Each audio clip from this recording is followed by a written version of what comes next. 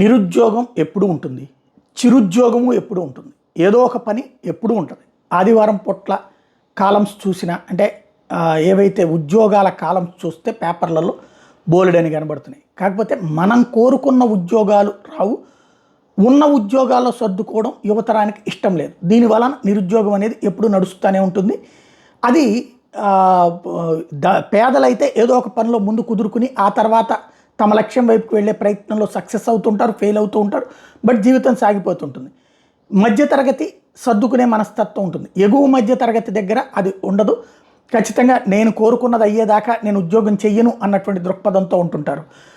దానివలన ఈ నిరుద్యోగిత అన్నటువంటిది ఎప్పుడు అధికారిక లెక్కల్లో కనబడుతూ ఉంటుంది. ఈ నిరుద్యోగత ఇప్పుడు కొంతమేర తగ్గింది. ఇండియా అన్ఎంప్లాయ్మెంట్ రేటు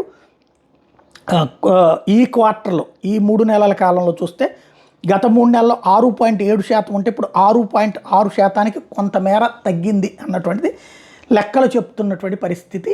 వీటి ఆధారంగా చెప్తున్నటువంటి అంచనా.